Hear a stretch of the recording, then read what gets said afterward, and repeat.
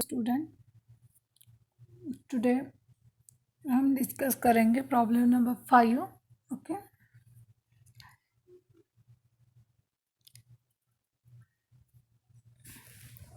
ये भी final account का ही प्रॉब्लम है।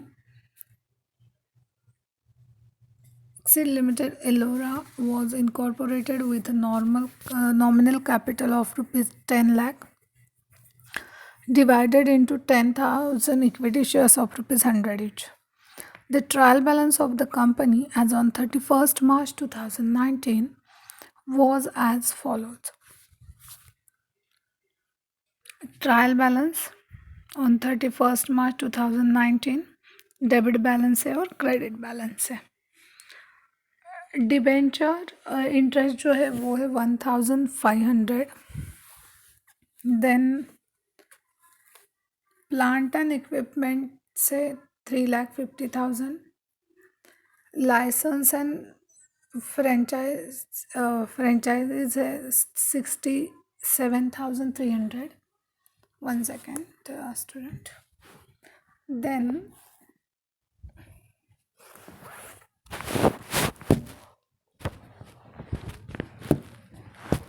purchase of raw material से cash and credit 66,800।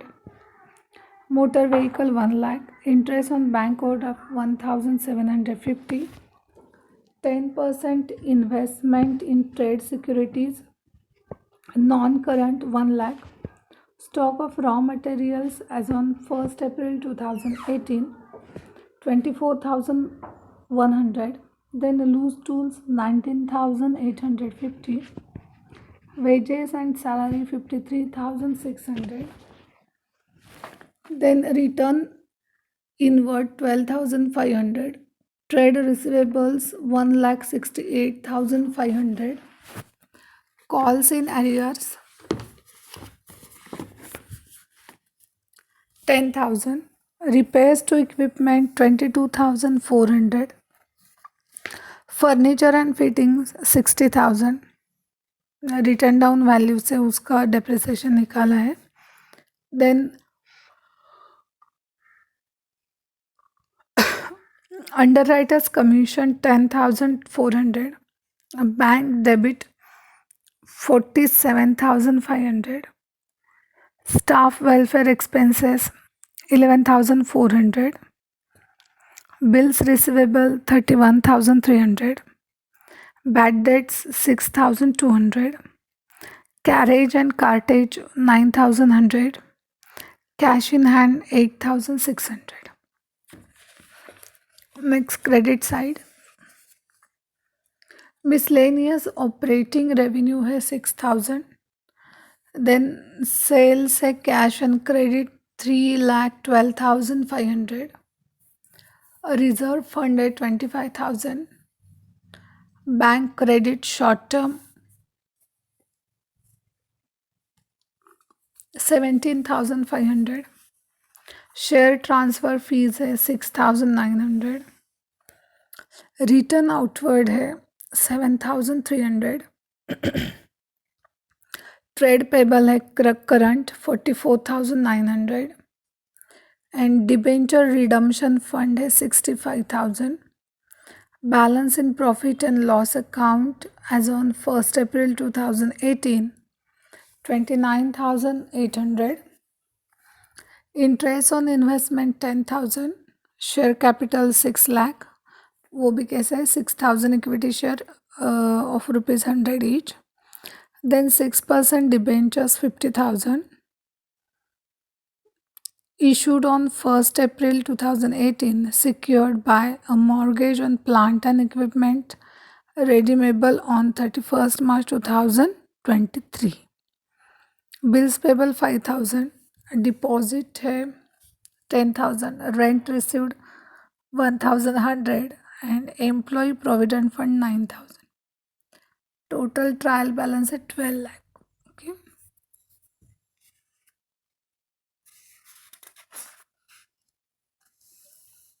The following further details are also made available. First, interest on debentures for 6 months is outstanding है. Transfer ₹9,800 to debenture redemption fund. Bank overdraft is fully unsecured.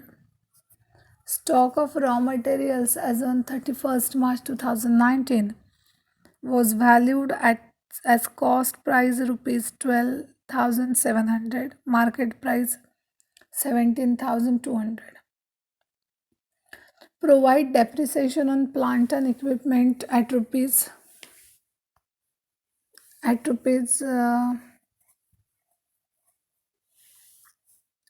plant and equipment at the rate 10% per annum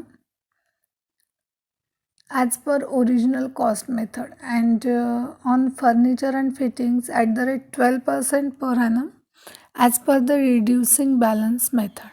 Okay.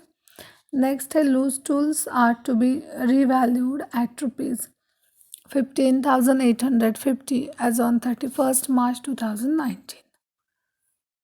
Next adjustment is salary amounting to rupees 3,600 is to be carried forward. And next further bad debts to be written off rupees 8,500 and create a new reserve for bad and doubtful debts at rupees at the rate 5% on net book debts. Okay. And next a provision of rupees 9,350 is to be made for income tax. Next, you are required to prepare a balance sheet as on 31st March 2019 and a statement of profit and loss for the year ended 31st March 2019 as per the accounting standard in accordance with Division 2nd to the Schedule 3 of Companies Act 2013. Okay, ये था हमारा problem. अब solution में हम क्या करेंगे, आप लोग क्या करोगे जब भी अब आप एग्ज़ाम आंसर करोगे, that time you first you draw format balance sheet and profit and loss, and then after you मतलब फर्स्ट आप फॉर्मेट ड्रॉ करोगे, देन आप लोग क्या करोगे, वर्किंग नोट प्रिपेयर करोगे. ओके, फर्स्ट जो है balance sheet as on 31st March 2019, bracket में लिखने की ज़रूरत नहीं, vertical form as per the prescribed under division not necessary, directly आप लिख सकते हो बैलेंस शीट कौन सी कंपनी की है और डेट. उसमें क्या क्या आएगा, एसेट एंड लायबिलिटी. ओके, उसके बाद हमारा प्रॉफिट एंड लॉस का फॉर्मेट होगा.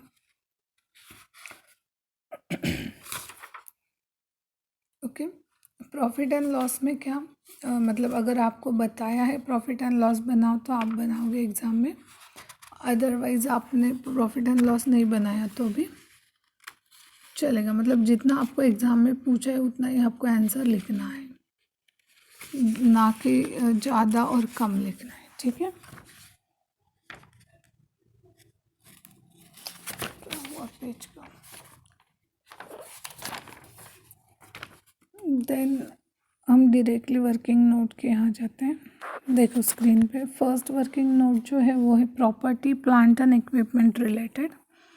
तो हमारे पास प्लांट एंड इक्विपमेंट थे, उसके ऊपर डेप्रिसिएशन था 10%,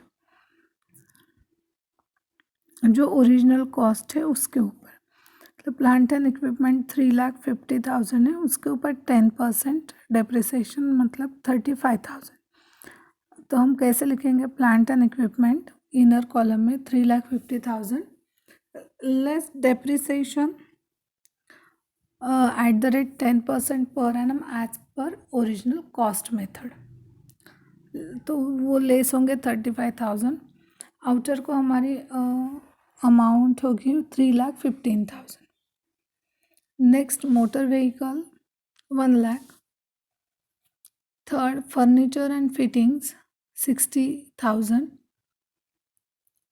उसमें less depreciation at the rate 12% per annum as per reducing balance method 7,200, मतलब 52,800 हमारा क्या हुआ, फर्नीचर एंड फिटिंग्स हो गया। उसके बाद टोटल जो है प्रॉपर्टी प्लांट एंड इक्विपमेंट की वो है 4,67,800। देन अदर इंटेंजिबल एसेट में है license and franchises 67,300। Then investment 10% investment in trade securities 1 lakh.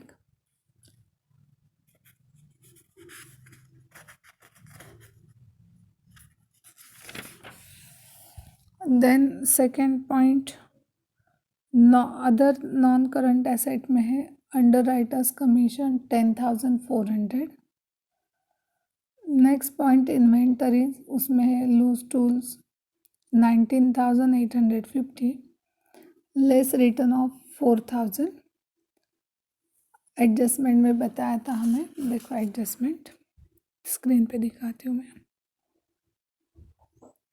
जो हमारा लूज टूल्स था, एफ नंबर का एडजस्टमेंट है, देखो loose tools are to be revalued at ₹15,850। मतलब जो हमारे लूज टूल थे 19,815, वो हमें क्या करना था, रीवैल्यूड हो गए थे हमारे 15,850 को। मतलब हमारे पास लूज टूल ज़्यादा थे 19,850, तो हमें 15,850 का रीवैल्यूड करने थे, मतलब 4,000 उसमें से लेस करने होंगे हमें। इसलिए लूज टूल्स हमने लिखा है स्क्रीन पे, देखो ये एडजस्टमेंट हो गई। आंसर शीट में देखो वर्किंग नोट,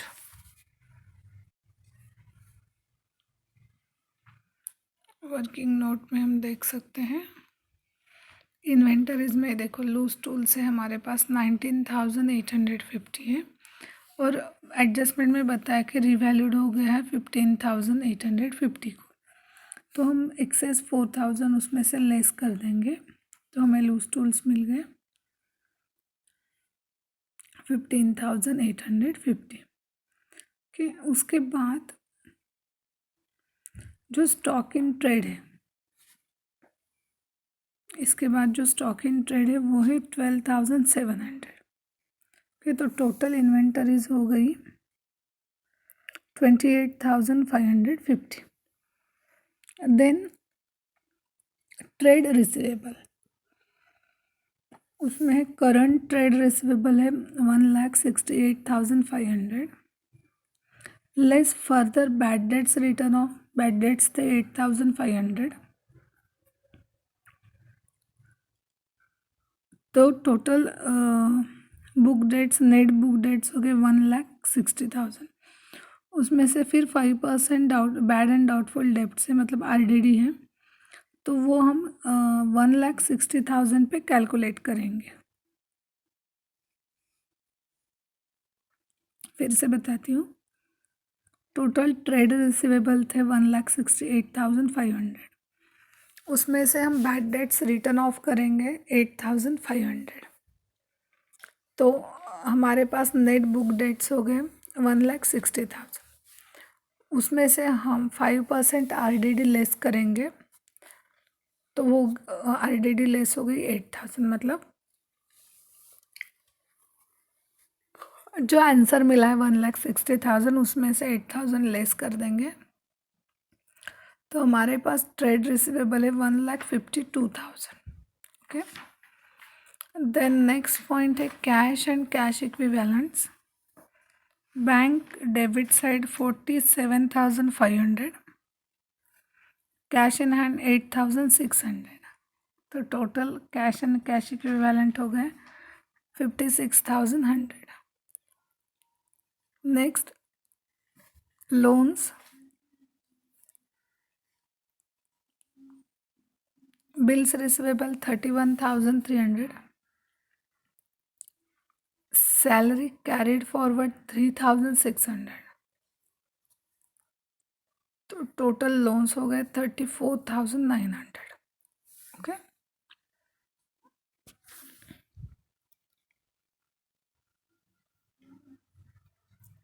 नेक्स्ट पॉइंट है equity share capital. Equity share capital मतलब हमारा लायबिलिटी साइड स्टार्ट हो गई। उसमें एथोराइज कैपिटल है 10 lakh, 10,000 equity shares of ₹100 each, 10 lakh. Issued and subscribed capital 6,000 equity shares of ₹100 each, fully called up 6 lakhs. Less calls in arrears 10,000. तो total equity share capital हो गया 5,90,000. Okay, then other equity reserve fund 25,000. Debenture redemption fund है 65,000. 10 number का working note है, देखो उसमें हम add करेंगे transfer to debenture redemption fund 9,800. तो टोटल डिबेंचर रिडम्पशन फंड हो गया 74,800. Then profit and loss account surplus, उसमें balance in profit and loss account as on 1 April 2018 29,800. Add profit for the year 18-19 as per statement of profit and loss 60,000. उसमें से हम less करेंगे debenture redemption fund 9,800. मतलब total profit and loss account हो गया हमारा 80,000. And other equity की total हो गई 1,79,800. Okay, next borrowing long term, उसमें 6% डिबेंचर है 50,000. Add outstanding interest on 6% debenture 1,500. तो 6% डिबेंचर हो गए 51,500 एंड डिपॉजिट 10,000. तो टोटल हो गए borrowings long term 61,500. Then borrowings bank credit short term 17,500.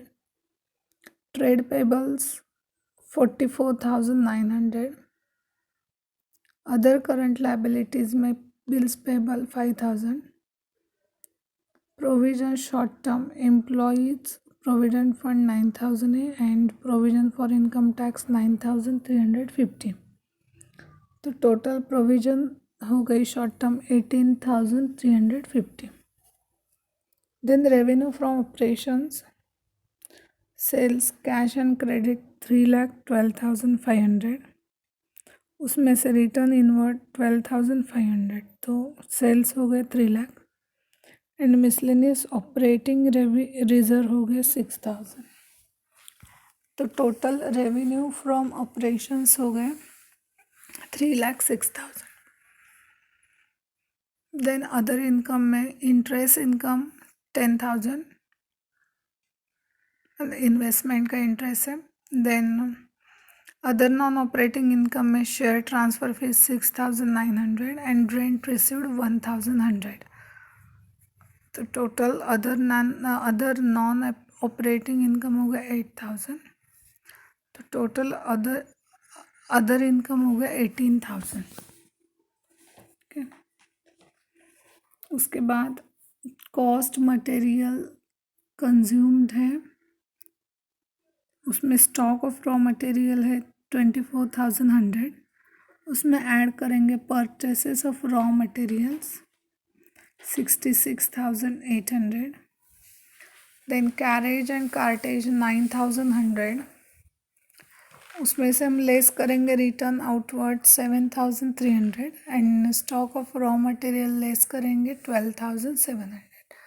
तो टोटल कॉस्ट ऑफ मटेरियल हो गई 80,000. पहले क्या किया हमने, जो ओपनिंग स्टॉक था वो लिया, उसमें purchase of raw material add किए, कैरेज इनवर्ड ऐड कर दिए, एंड देन उसमें से क्लोजिंग स्टॉक लेस किया और रिटर्न आउटवर्ड लेस किया। देन एम्प्लॉय बेनिफिट्स एक्सपेंसेस में है wages and salary 53,600 less salary carried forward 3,600। तो वेजेस एंड सैलरी हो गई 50,000। स्टाफ वेलफेयर एक्सपेंसेस हो गए 11,400। तो एम्प्लॉय बेनिफिट्स एक्सपेंसेस हो गए 61,400। देन फाइनेंस कॉस्ट में आएगा debenture interest 1,500, add outstanding interest on 6% debenture, मतलब debenture and debenture interest add करेंगे हम, total 3,000। Then bank overdraft interest on bank overdraft होगा 1,750। तो टोटल फाइनेंस कॉस्ट है 4,750। देन डेप्रिसिएशंस है, उसमें प्लांट एंड इक्विपमेंट का है, फर्नीचर एंड फिटिंग्स का है, एंड लूज टूल्स के हमने रिटर्न ऑफ किए थे 4,000। वो डायरेक्टली हाथ दिखाई देंगे, मतलब हम दिखाएंगे कैसे loose tools return of amount के कॉलम में वो 4,000 और ब्रैकेट में दिखाएंगे 19,850 माइनस 15,850। तो टोटल डेप्रिसिएशन हो गया 46,200। देन अदर एक्सपेंसेस में है insurance on plant, repairs to equipment, bad debts, and reserve for bad and doubtful debts at 5% on net book debts। मतलब टोटल अदर एक्सपेंसेस हो गए 62,300। ओके, ये पूरा वर्किंग नोट हो गया। अब हमें क्या करना है, जो हमारे फॉर्मेट हैं उसमें सिर्फ अमाउंट भर देनी है। ओके, तो वो जो हम वर्किंग नोट करते हैं उसको भी इसलिए मार्क है क्योंकि वो भी फॉर्मेट में बना, फॉर्मेट में इन द सेंस शेड्यूल के हिसाब से आपको वो बनाना है। Okay, and balance sheet and profit and loss आपको फॉर्मेट में ही बनाना है और उसमें से वो अमाउंट ऐड कर देनी है। आई थिंक ये लास्ट टॉपिक मैं ले रही हूँ, अगर आपको और चाहिए तो मैं बाद में उसकी प्रैक्टिस करवा के लूँगी, लेकिन इसके बाद हम फॉर्मेट फिल करेंगे और जो ऑब्जेक्टिव टाइप क्वेश्चन है पूरे सिलेबस के ऊपर वो मैं आपको नेक्स्ट लेक्चर को बताऊँगी। ठीक है, लेकिन आप लोगों को प्रैक्टिस चालू रखनी है और प्रैक्टिस करनी है क्योंकि नेक्स्ट मंथ शायद से एग्ज़ाम स्टार्ट होंगे। ओके,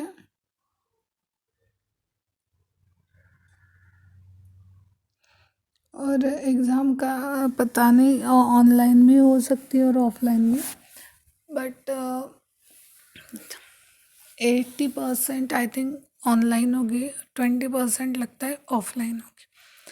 तो जैसे ही अपडेट आते हैं हम सब स्टूडेंट को बताएंगे क्या क्या अपडेट है। ओके, तब तक आप लोग पूरे सिलेबस की प्रैक्टिस करना, अगर उसमें कुछ प्रॉब्लम है तो बता देना। नेक्स्ट लेक्चर हम बाकी का फॉर्मेट और ऑब्जेक्टिव टाइप क्वेश्चंस ले लेते हैं। ठीक है।